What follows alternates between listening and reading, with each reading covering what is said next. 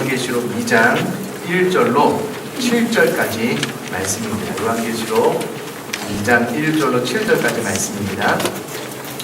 에베소 교회의 사자에게 편지하라. 오른손에 있는 7뼈를 붙잡고 7 금촛대 사이를 다니시는 이가 이르시되 내가 내 행위와 수고와 내 인내를 알고 또 악한 자들을 용납하지 아니한 것과 자칭 사도라 하되 아닌 자들을 시험하여 그의 거짓된 것을 내가 드러낸 것과 또 내가 참고 내 이름을 위하여 견디고 게으르지 아니한 것을 아노라.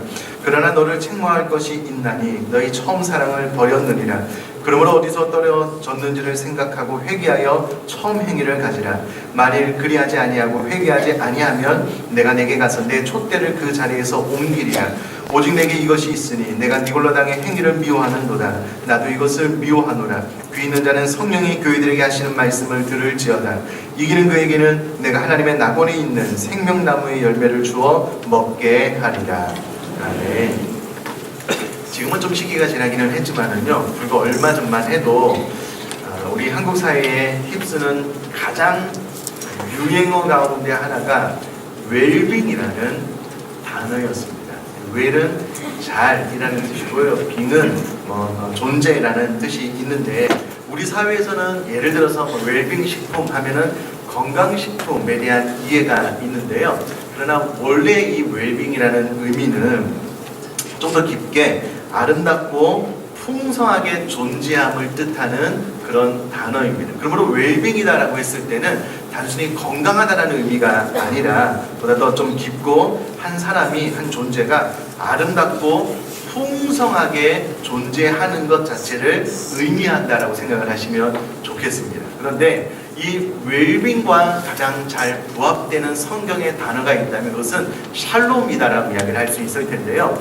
샬롬이 통상적으로는 평화라고 이해를 하고 있지만, 그러나 이 원어적으로 샬롬의 깊은 의미를 살펴보면은요, 우리네 삶이 관계된 모든 영역 안에서 질서, 그리고 생명, 기쁨으로 충만한 존재의 상태를 이루는 말을 샬롬이라고 이야기를 한다라고 이해를 하시면 좋겠습니다.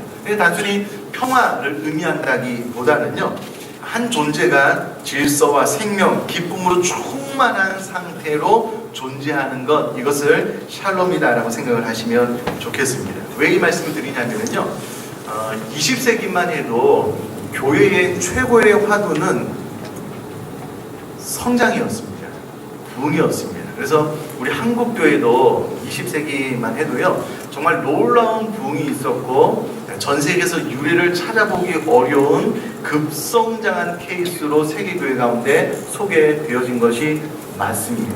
그런데 그것에 대한 부작용으로 교회는 많이 성장하기는 했지만 교회 안에 구성원으로 있는 성도님들이 교회 자체가 영적으로 건강했느냐라는 질문에 고개가 갸우뚱거려지게 됐고요.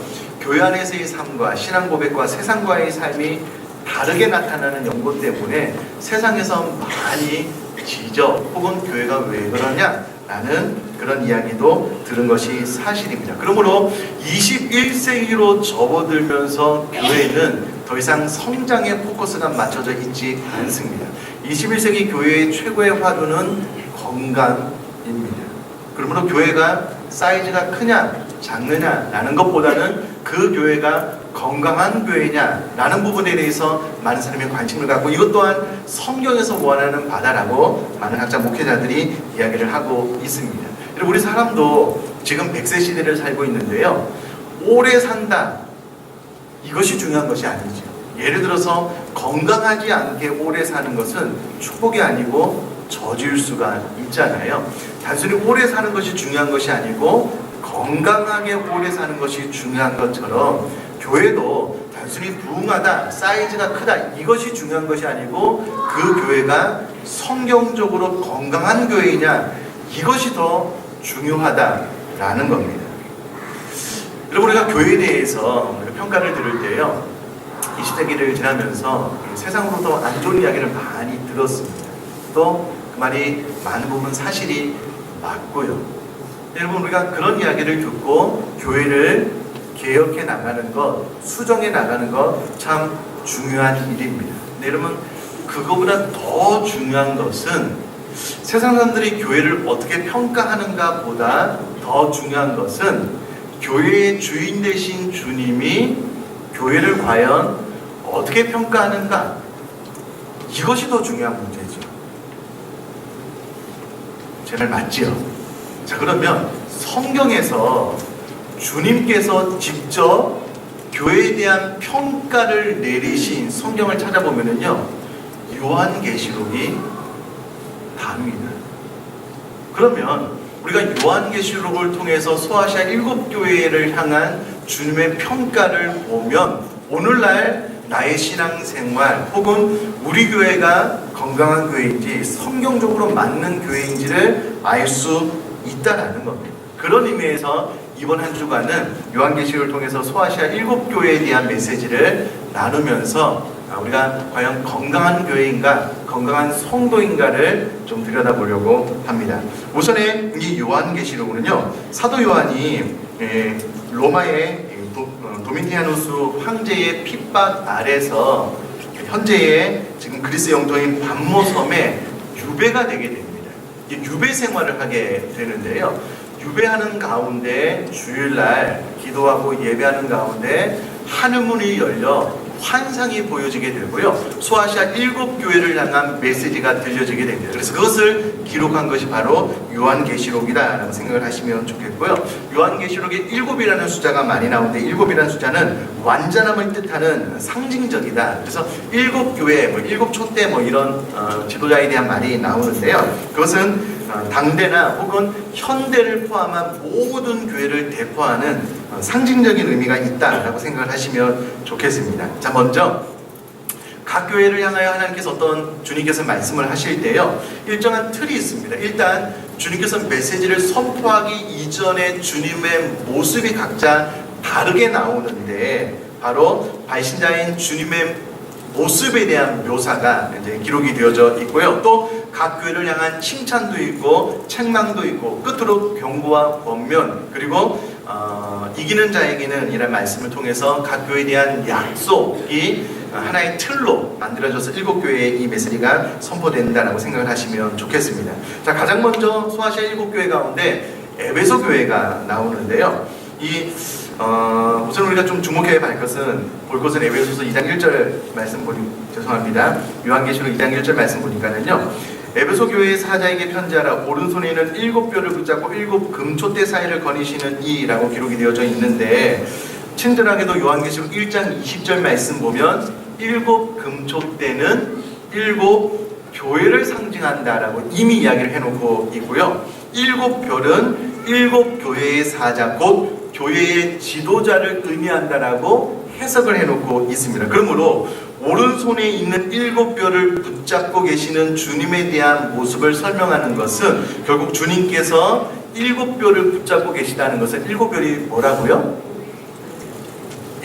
교회의 지도자, 교회의 목회자들을 주님께서 붙잡을 뿐만 아니라 7 금촛대 사이를 다니신다는 것은 7 교회, 오늘날까지 포함한 교회 모두를 주님께서 친히 그 지도자를 붙잡고 그 교회를 다스리고 통치하고 있다는 것을 상징적으로 보여주는 말씀이다라고 생각하시면 좋겠습니다. 저를 포함해서 우리 참 교육자들이 참 부족한 점이 많은데, 그래도 하나님께서 교회 가운데 이렇게 큰 은혜를 주시는 것은요, 교육자들이 능력이 많아서가 아니라 주님께서 친히 교육자들을 붙잡고 계시고 또 교회를 다스리고 통치하고 있기 때문에 그렇다라는 것을 2장 1절을 통해서 알 수가 있습니다. 자, 그러면 왜 소아시아 7교회 가운데 가장 먼저 에베소 교회에게 편지를 썼을까라고 생각을 해보면 여러 가지 이유가 있을 텐데요. 나중에 기회가 되면 그 지도를 한번 보여드릴 텐데, 사도 요한이 유배를 당한 밤모섬에서 가장 가까운 곳에 있는 교회가 에베소 교회입니다.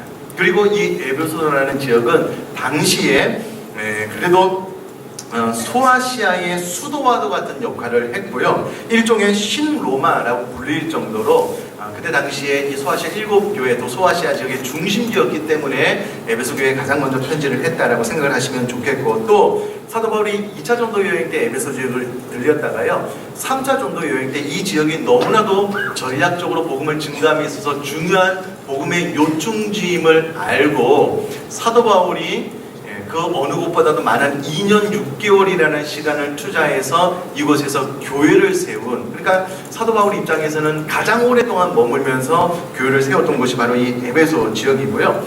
사도 바울이 이 에베소 교회에서 목회를 하다가 믿음의 아들 디모데에게 이제 물려주고, 디모데가 이곳에서 목회를 하다가 전승에 의하면 디모데가 에베소 교회를 떠나면서 주 67년 전후로 해서 사도 요한이 예수님의 어머니 마리아를 데리고 에베소 지역으로 와서 에베소 교회를 목회했다라는 그런 이야기가 있습니다. 성경에 나와 있지는 않지만 구두로 전해져 내려오는 이야기에는 그렇게 상식적으로 지금 우리에게 들려지고 있습니다. 자, 그러면 에베소 교회는 칭찬과 책망이 있었는데요. 어떤 칭찬이 있었느냐라고 했을 때에, 첫째는 주를 위해 끊임없이 여러 가지 봉사를 바친 행위. 여기서 말하는 봉사는 복음을 증거하고, 복음을 증거함에 있어서 많은 핍박이 있었지만 이 핍박에 굴하지 않고 인내하면서 계속해서 복음을 증거한 것에 대한 주님으로부터의 칭찬이 하나 있었고요. 또 하나는 바른 신앙의 교리를 지킨 것. 이때 당시에 니골라당이라는 당이 들어와서 무율법주의, 그러니까 영지주의를 표방하면서 영적인 것은 신령한 것이지만 육적인 것은 가치가 없다, 육적으로 타락해도 그것은 전혀 영향을 미치지 않는다라는 그런 메시지를 증거하면서 신앙생활을 하긴 하지만 방종으로 치닫게 하는 이런 잘못된 가르침을 주는 이런 니골라당을 몰아냈다라고 성경이 기록을 하고, 이것이 에베소 교회가 잘한 것이다라고 이야기를 하고 있습니다.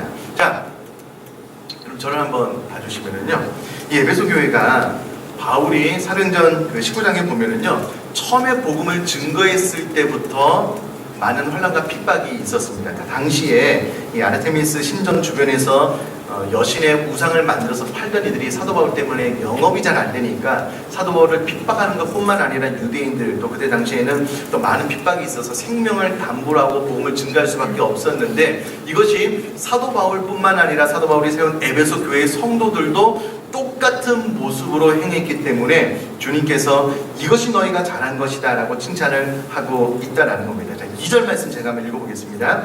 내가 내 행위와 수고와 내 인내를 알고, 여기서 말하는 행위, 수고, 인내는 바로 복음을 증거하는 것이고요. 복음을 증거하는 것 때문에 많은 핍박이 있었지만 끝까지 인내하면서 복음을 증거했다라는 것 부분에 대한 칭찬이고, 또 악한 자들을 용납하지 아니한 것과 자칭 사도라 하되 아닌 자들을 시험하여 그의 거짓된 것을 내가 드러낸 것, 교회가 바른 교리 안에 바로 세워지게 된 것, 이것은 너희들이 칭찬받을 만한 일이다라고 기록을 하고 있습니다. 죄송합니다. 저를 한번 다시 한번 봐주시면은요, 여러분,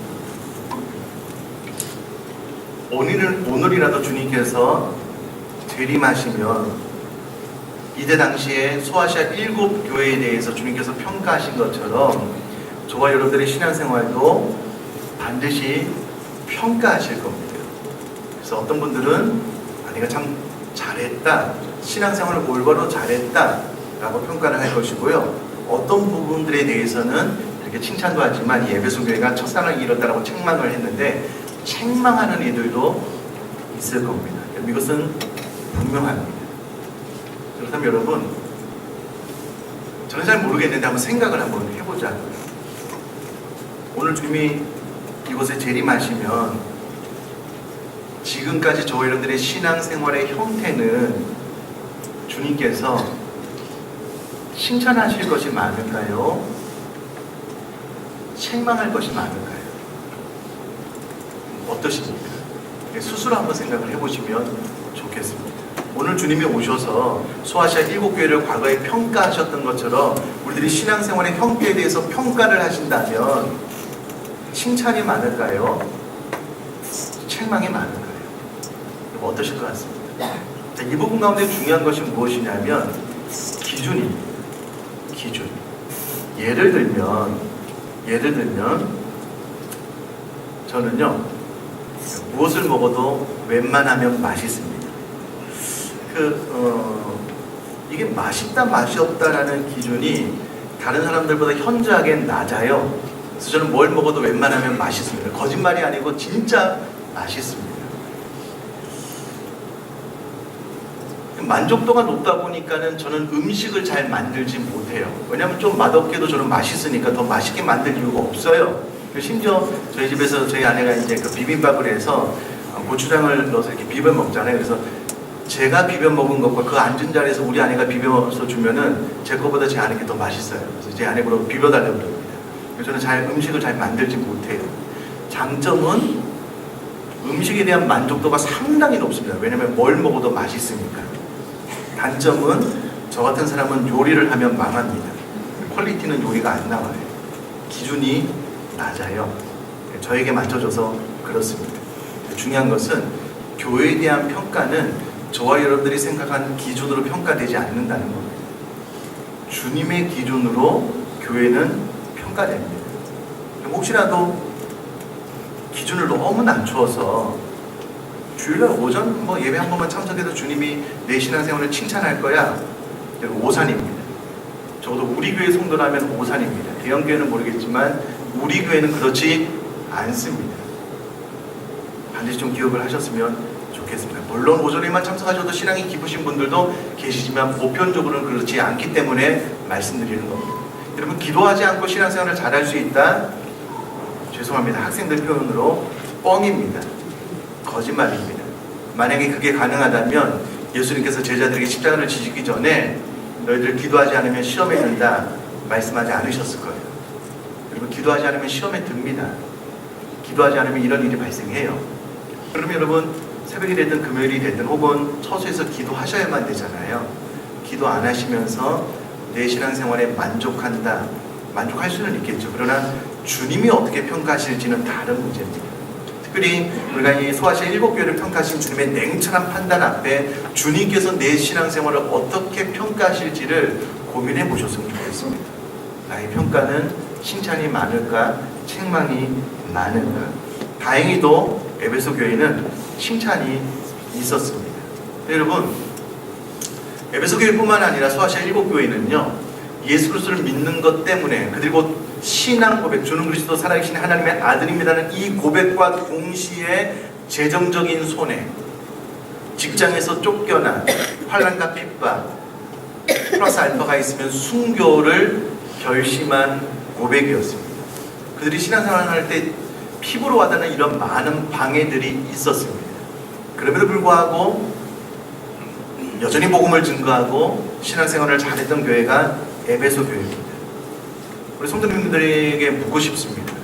여러분, 신앙생활을 방해하는 요소가 과연 무엇입니까?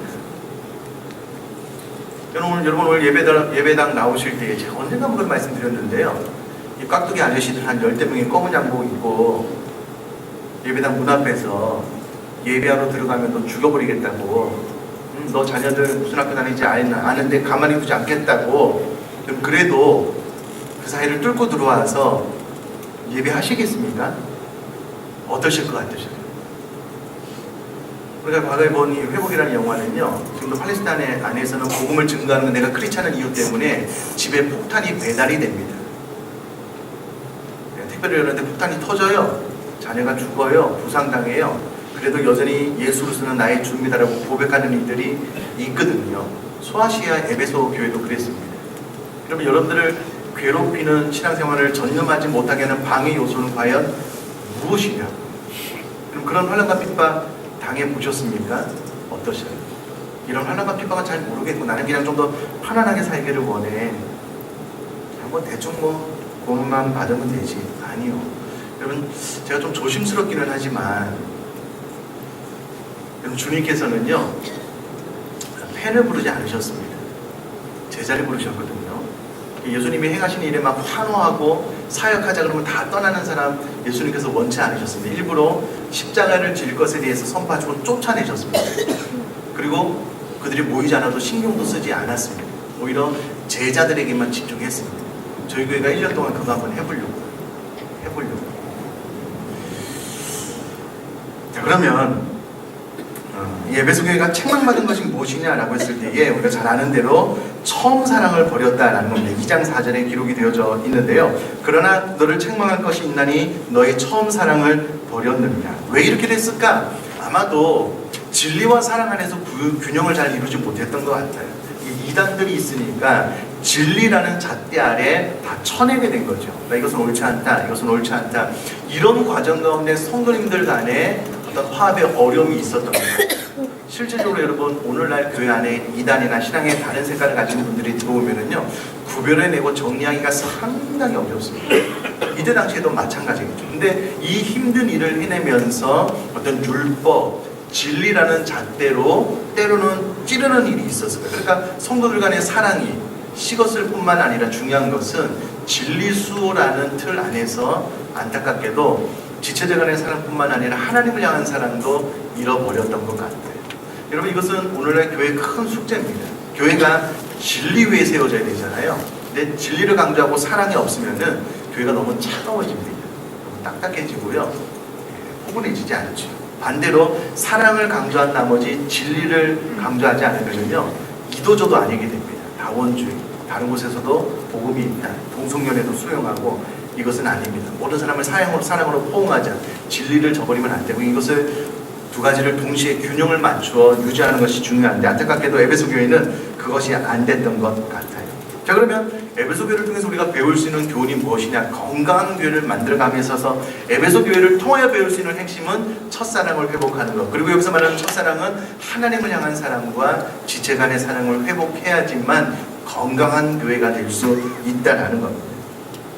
여러분 첫사랑을 잃어가는 부부들이 상담가를 찾아가서 상담을 하면은요 첫사랑을 회복하는 방법으로 종종 이런 권면을 드릴 때가 있죠.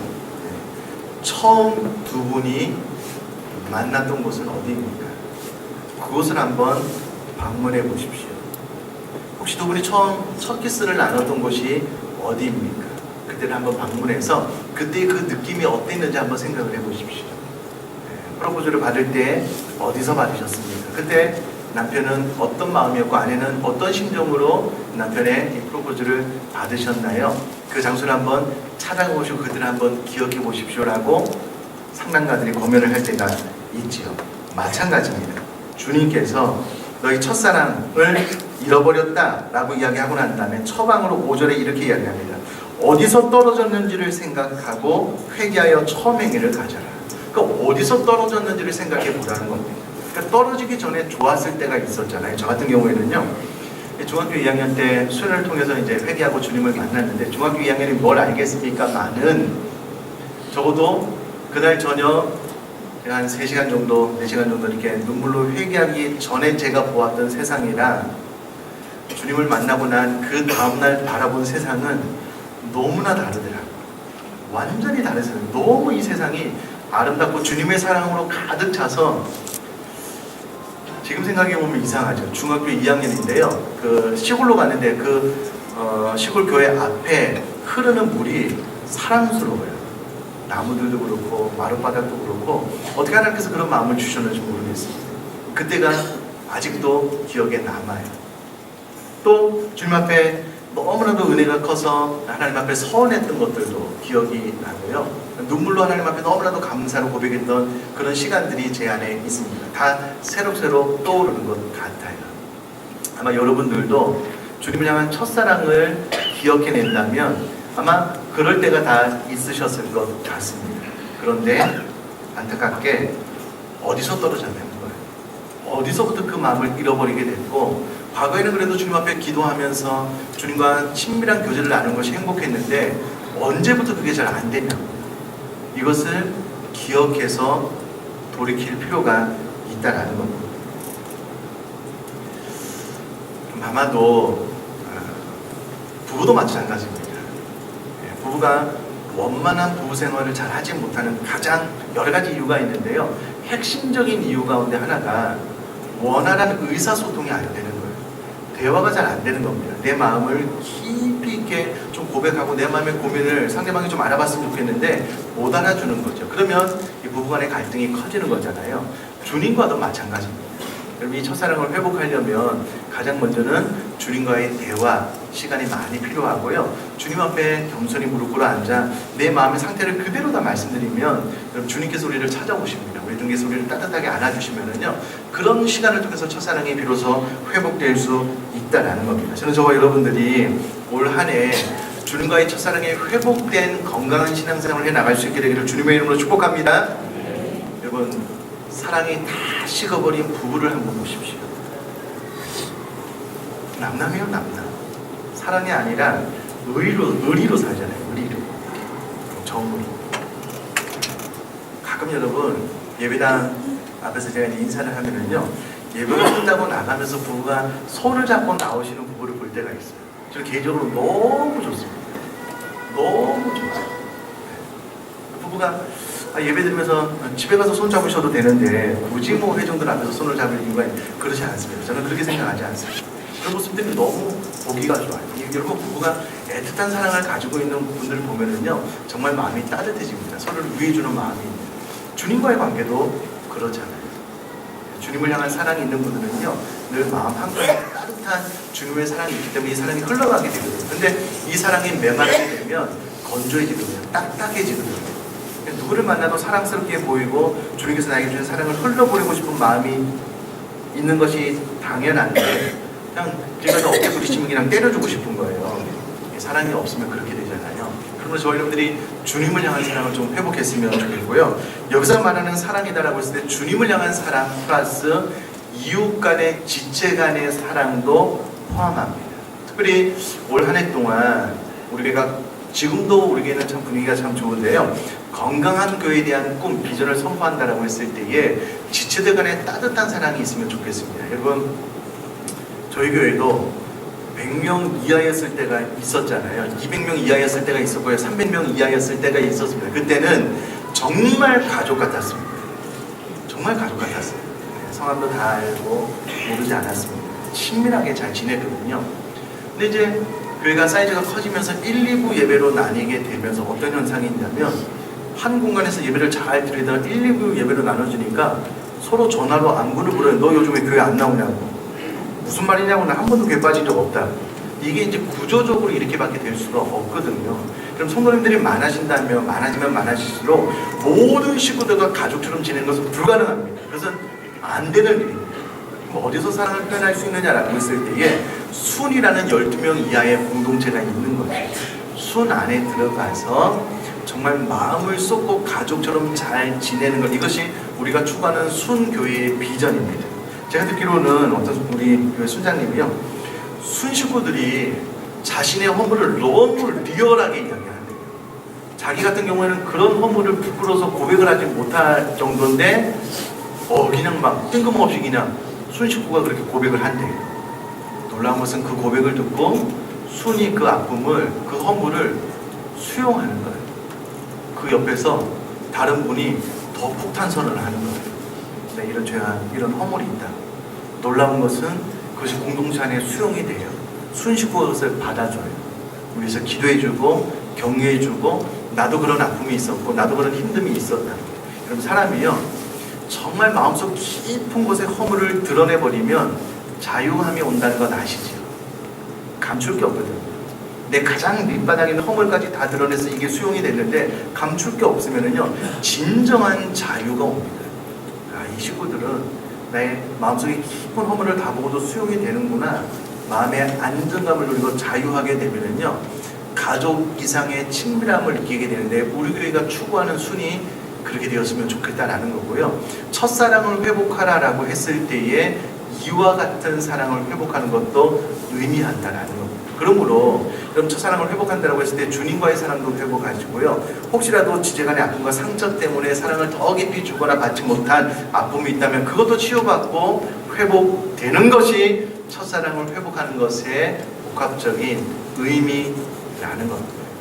여러분, 주일날 오전에 예배 한 번만 참석하고 나서는요, 죽었다 깨어나도 이런 사랑을 할 수가 없습니다. 장담컨대 그런 공동체가 없잖아요. 그러므로 여러분, 모일도 오시고 순예배도 참석하시면 좋겠습니다. 이것을 1년, 길게는 2년 동안 외칠 겁니다. 지구촌교회가요, 이동 목사님 그런 이야기 하셨습니다. 지구촌교회는 셀교로 전향하지 않아도 여전히 부흥할 거다. 그런데 왜 셀교로 전향했느냐? 어느 날 목사님이 교회 식구들은 막 부흥하는데 본인의 교회 식구들을 보니까 마치 운동장, 큰 경기장에 스포츠를 관람하는 사람들처럼 주일날 막 한도 끝도 없이 몰려오더래요. 예배가 끝나면 쑥 빠져나가고 일주일간의 서로를 향한 사랑, 지체, 교제 아무것도 없는 거예요. 교회가 이렇게 돼서는 안 되겠다. 우리 교회는 셀교회가 되어야 되겠다. 1년을 연구하고 3년을 설교를 하고 말씀을 선포해서 셀교회로 완전히 전향을 했는데요. 그 초대형 교회가 전체 성도님들 가운데 순 모임에 참석한, 우리 교회로 말하는 순, 지구촌교회는 목장이라고 하는데요, 70% 이상이 된답니다. 저는 충격을 받았어요. 충격을 받았습니다. 그 초대형 교회가 주일날 예배뿐만 아니라 우리로 말하자면 순회 참석하는 인원이 70% 이상이 되는 겁니다. 목사님께서 닥달을 했겠죠. 그럼 제 눈을 한번 보십시오. 제가 좀 조심스럽기는 한데요, 1년 내내 들들 볶을 겁니다. 오전에만 예배 참석하고 수모임에 참석하지 않으신 분들 결단하셔야 될 거예요. 결단하십시오. 네, 우리 교회 계속 나오시려면 내가 순회 나가야 되겠구나, 그렇게 생각하시면 좋겠습니다. 목사로서 좀 조심스러워요. 초신자는 상관이 없습니다. 그러나 신앙생활을 이미 우리 교회 안에서 2년 3년 했음에도 불구하고 신앙의 형태를 나는 예배만 참석하겠다, 아니요, 그런 교회 많습니다. 그런 교회 가시면 안 되지만 가십시오. 그런 교회 많아요. 여러분, 주님께서 그런 사람을 부르지 않으셨습니다. 팬 부르지 않았다니까는요. 오히려 제자로 더 강력하게 훈련시켰고요. 우리 교회는 그런 교회 될 줄 믿습니다. 여러분, 3분에 1,500명 모이는 교회가 있는데 목사님이 이 셀교에 대한 비전을 품고 도전을 했어요. 여러분, 순회 가서 삶을 이렇게 깊이 나누는 거 쉽지 않거든요. 계속해서 쥐어짰더니 1,500명 가운데 700명이 교회를 나갔습니다. 당회로부터 압력이 컸어요. 이 되겠냐고. 옛 교회로 돌아가자. 목사님 계속해서 이끌었거든요. 몇 년 뒤에 1,500명으로 다시 부흥했습니다. 놀라운 것은요, 몇 년 전에 1,500명과 다시 셀교로 전향하고 난 다음에 1,500명은 질적으로 너무나도 다른 거예요. 너무나도 다른 거예요. 너무나도 성숙하고 완벽한 성도들로 구성원이 채워졌고요, 각 순이 하나의 교회 역할을 감당할 만큼 놀랍게 바뀌었다라는 겁니다. 포기하지 않고 하니까 되더라고요. 우리 교회도 그렇게 하려고요. 사실 여러분, 저희 교회는 순모임 참석하는 퍼센테이지가 타 교회에 비해서는 많지만 70%는 아직 멀었습니다. 저희 교회는 그 이상 될 수 있다고 믿습니다. 순 안에서 마음껏 사랑하고 순 안에서 아픔도 경험해 봐야죠. 여러분, 사랑의 아픔이 없을 수 있겠습니까? 큰 찔림도 당해봐야죠. 그러나 그것을 뛰어넘으면 비로소 십자가 사랑을 알게 되는 거잖아요. 순에서 그렇게 한번 사랑도 해보고 가족으로서 좀 지내보고, 여러분, 이것이 주님께서 에베소 교회에 원하셨던 첫사랑에 대한 회복에 대한 말씀이다라는 겁니다. 그러므로 저와 여러분들이 에베소 교회를 통해서 배울 수 있는 레슨 하나는 첫사랑 회복인데 주님을 향한 사랑, 또 지체를 향한 사랑이 온전히 회복되는 신앙생활로 건강하게 행복하게 이 신앙생활을 해나갈 수 있게 되기를 주님의 이름으로 축복합니다. 시간이 많이 지나서 찬양하지는 않겠고요, 사랑합니다 나의 예수님을 좀 반주해 주시면 우리가 들은 말씀 가지고 한번 기도했으면 좋겠습니다. 무엇보다도 여러분, 오늘 주님께서 오셔서 저와 여러분들의 신앙생활을 평가하신다면 나는 칭찬 들을 수 있을까? 나는 혹시 책망만 듣는 것은 아닐까? 나의 기준은 성경적으로 바른 것인가를 고민해 보고요, 칭찬 듣는 신앙생활을 했으면 좋겠고, 한 걸음 더 나아가서 하나님, 첫사랑의 간격이 있는 나, 우리 건강한 의정부 비전교회 되었으면 좋겠습니다. 그래서 주님을 향한 사랑도 지체간의 사랑도 늘 흘러넘치는 그런 건강한 우리 교회 되어질 수 있도록 들은 말씀을 가지고 통성으로 한번 기도하도록 하겠습니다. 살아계신 하나님 아버지, 그렇습니다.